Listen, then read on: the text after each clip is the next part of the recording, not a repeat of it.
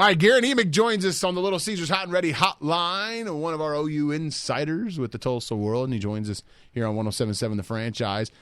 Good talking to you, Guerin. Glad you're around, man. And I guess I would. Oh, by the way, Todd tells me that you were the first to Periscope that he knew of. You set the tone for Oklahoma City media. Now I'm copying off of you now, Guerin. I am on Periscope. But I don't even know what I don't even know what it is. I just heard I needed to be on. I need to have the app, but I can't tell you what it does. Yes, it doesn't matter. You just know that it's popular. It does not matter. Let's start broad and then kind of work our way down into the niches of this past weekend. The number one thing that kind of became the story in your eyes from Saturday was what, Guerin? I'm going glass half full. I say the receivers looked promising. I was impressed, especially with Jeffrey Mead. In fact, I wrote my story about him coming out of the scrimmage on Saturday, the sophomore from Union, who we didn't really see a whole lot of last year. When we saw him, he didn't look real comfortable in the offense. Well, he looked pretty comfortable Saturday. Made a circus catch, obviously, the play of the whole scrimmage, the deep post for Mayfield with the left hand. He was great. Dede Westbrook looked as fast as advertised. Didn't get him the ball a whole lot, but when he had it, he looked like he could do some things. And then Mark Andrews had a couple of really nice moments as well. We've been talking him up all spring, and so I was encouraged by a group that you need to feel encouraged about if you're an OU fan. And can you put your finger on why that all of a sudden this sophomore looks so different? I mean, can you is it the offense? I'm trying to figure out why we didn't see as much of him, why he was so uncomfortable last year. Well, I mean, I think a lot of it is the fact that guy comes in out of high school and tries to get in right away and is still he's still growing into his body, and they're still trying to frame up the body and work. He's working with Jerry Schmidt. He's working with his position coach. He's working with his play caller. He's working with new quarterbacks, and a lot of times it's kind of overwhelming. And now Meade is one of the brightest kids in that program, so I think he had the advantage of coming in with the possibility of sort of tackling that kind of learning. But that's still so much to throw on a young man, and you take that with the fact that he's not playing a whole lot and he's not playing consistently, and the only way you develop confidence and develop sort of self-assuredness is to play. Well, he didn't play outside of spot appearances in 7 or 8 games a year ago, and so now he's got a new coach and he's got his feet under him and he's comfortable with these quarterbacks, and so I think you expect the light to be a little brighter for him and a lot of the other young guys in the program at that position.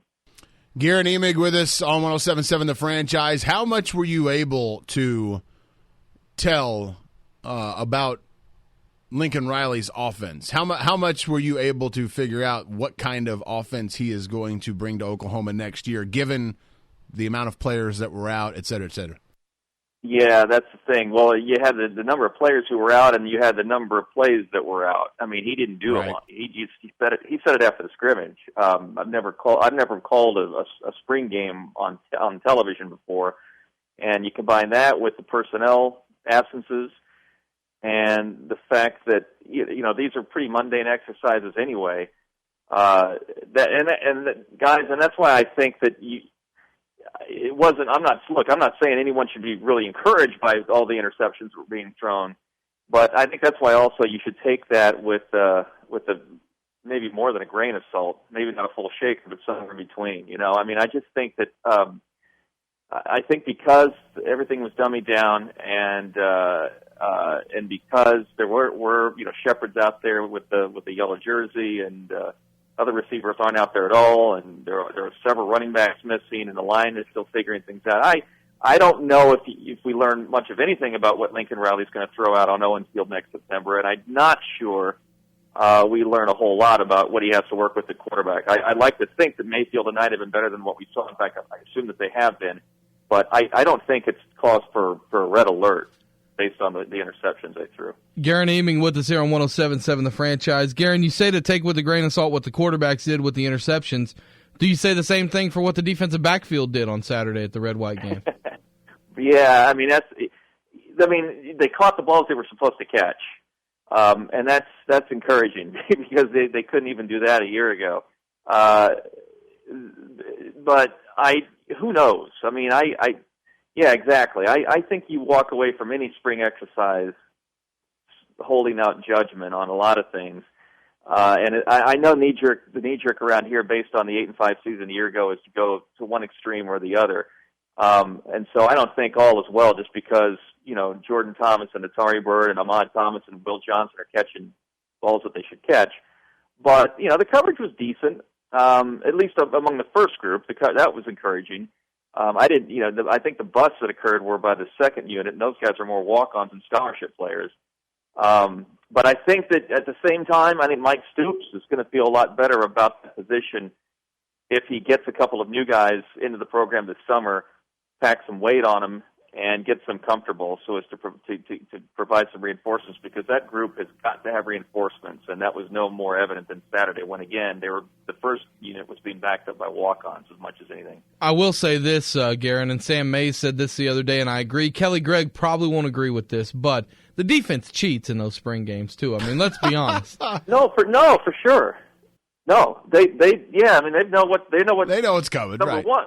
Well, yeah, they know what's coming, and they know it's not going to be anything fancy. I mean, what they ran, I think they ran a reverse to Westbrook once, and he got about 20 yards. I mean, I think that's the only unusual play we saw. It's not like Mayfield and I were opening it up and throwing deep. We didn't see. Again, the old lineman can't cut block if they want to try to assert themselves in the run game. You got P. Ryan, who's down at the two-hand touch, that kind of stuff, and so this is set up for success by the defense. And I guess that's why, again, if you're looking at reasons to be encouraged, the fact that it would have been an alarming situation had the offenses, no matter who was quarterbacking, if those offenses had driven up and down the field all Saturday afternoon. Well, that didn't happen, so at least for now, catastrophe has been avoided. Guerin, it seems like we're saying this about every position, and it kind of makes me question why we even have a spring game. But you mentioned the offensive line can't cut block. Do you kind of take with a grain of salt the battle up front on Saturday just take as well? Everything, big grains of salt. The on salt this entire shaker is game. out of salt. I'm trying to figure out another cliche to use so as not to. Right, but it's the right one. I mean, it is the right cliche. Yeah. The salt shaker is out of salt. Yeah, well, the best thing you can say. Here's the best thing you can say about the interior and on both lines, defensive and offensive. No one got hurt. No one went down with an ACL, right? I mean, or a separated shoulder. I don't think they did anyway. I don't remember seeing that. And so Ty Darlington is upright still. Josiah St. John, the new left tackle, walked off the field healthy. Charles Tapper did. Eric Stryker did. So. Again, who knows what these guys have with regard to the tackle position? I think they'll be fine in the interior. Darlington's there. Casatati didn't scrimmage Saturday, but he'll be there. It's the tackle position that you've got to wonder about, and you've got two new ones. And as good as Josiah St. John and Kenyon Friesen or Derek Forniak look, when they're standing in front of you, can they play? They better be able to play because Darrell Williams and Tyrus Thompson could play, and they did it the last couple of years. And so that's got to be a scary situation, again, for whoever's quarterback. And you'd like to feel pretty protected, but will he be with two new tackles? Guerin Emig is with us from the Tulsa World here on 107.7 The Franchise, one of our OU insiders. How about this one, Guerin? You're not able to really see a lot of this group on the field during the spring game because there's not a whole lot of live hitting. They don't want people to get hurt, but I think a big question mark for Oklahoma, and one that doesn't get talked about a lot going into next season, is special teams. Where does OU stand right now special teams-wise as they head into next year? Well, special teams, you're usually as good as your depth when it comes to special teams. If you can't, I don't think that they want to go 11 starters across the board in coverage. And so I think we'll know a little bit more about that once we find out if there are newcomers who are willing to help out and able to help out, because that's where they're going to be sprinkled. The return game will be interesting. I think the return game has a chance to be dynamic. I mean, Alex Ross showed he knew what he was doing with kickoffs a year ago. He's still around, and if they can't find a place for Daniel Brooks in the offense, I know he rushed for 150 yards, but you telling me he's going to play ahead of P. Ryan or Rodney Anderson or Joe Mixon? I highly doubt, or Alex Ross. But they got to find a place for him and that kind of speed to help. So get him back there on kickoff returns with Alex Ross. and get his motor running. And Westbrook, I think he was catching punts. In fact, I think he fumbled one. I think that was Westbrook. Tried to rush a short punt and I think had it go off his thigh. But that's a guy that if you can sort of teach the art of catching punts and doing something with it, I think he could be dangerous in the return game. So I think the potential's there in that regard. But again, as far as coverage, that's going to depend on how deep they are with newcomers, because that's where that's their first impact. When kids come into a program, they tend to impact on special teams, not as starters.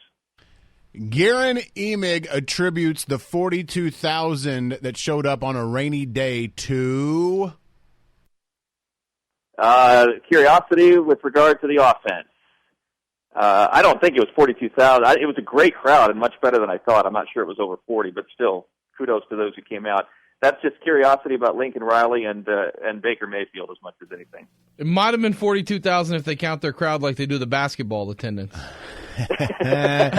Yeah. Listen, there were more there than I thought there would be, and they were rewarded because the sun came out and it turned out to be a really nice day for it. It did, no doubt about it. I'm glad for him. Guerin, good talking to you. Always a pleasure. Okay, boys. All right, man. Guerin Emig on 107.7 The Franchise.